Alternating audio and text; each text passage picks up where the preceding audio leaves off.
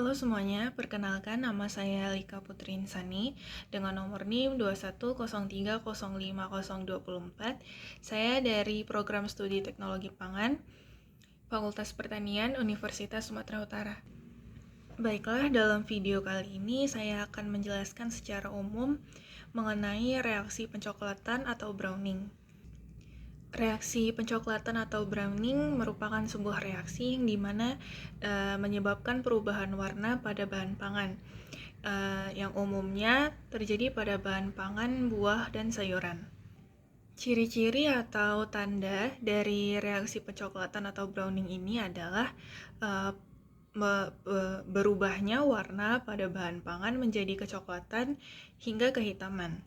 Nah, selanjutnya reaksi pencoklatan atau browning itu sendiri mempunyai dua klasifikasi atau dua jenis, yaitu reaksi pencoklatan enzimatis dan reaksi pencoklatan non-enzimatis.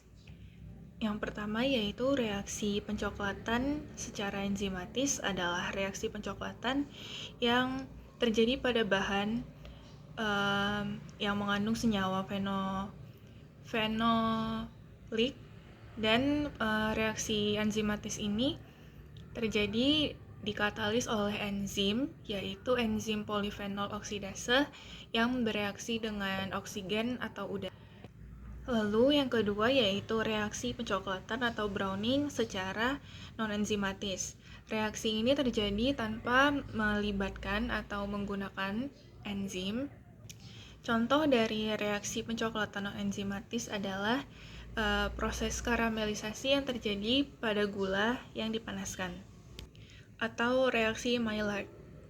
Nah, kemudian saya akan menjelaskan mengenai cara untuk mencegah atau mengurangi reaksi pencoklatan pada bahan pangan, khususnya pada buah dan sayuran.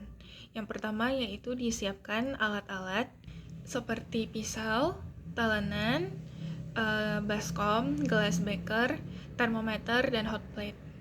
Dapat juga digunakan panci dan kompor untuk menggantikan gelas beker dan hot plate-nya. Lalu disiapkan bahan pangan yang ingin diuji atau dicoba. Di sini saya akan menjelaskan mengenai prosedur pencegahan reaksi pencoklatan pada buah-buahan dan umbi-umbian. Yang pertama yaitu prosedur pengujian pencoklatan pada buah, yang dimana reaksi yang terjadi pada buah ini adalah reaksi enzimatis.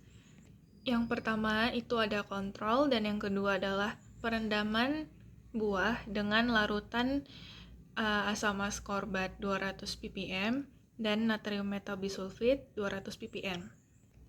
Nah, sebelum itu saya akan menjelaskan terlebih dahulu fungsi dari asam askorbat dan natrium metabisulfit pada bahan yang ingin diuji.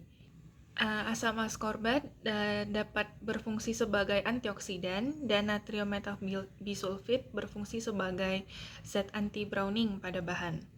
Kembali ke prosedur tadi, yaitu yang pertama adalah kontrol, yaitu yang pertama disortasi, lalu dikupas dan diiris buah setebal 2 cm, dan didiamkan selama 20 menit, lalu kita amati perubahannya. Kemudian perendaman menggunakan larutan asam askorbat dan natrium metabisulfit 200 ppm, yaitu disortasi terlebih dahulu, lalu dikupas dan diiris buah setebal 0,5 cm.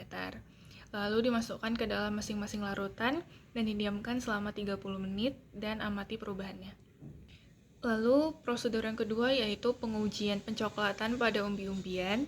Yang pertama ada kontrol, yaitu dicuci terlebih dahulu bahan, lalu dikupas dan diiris setebal 1 cm sebanyak 10 potong. Lalu pengujian tanpa asam askorbat dan dengan asam askorbat.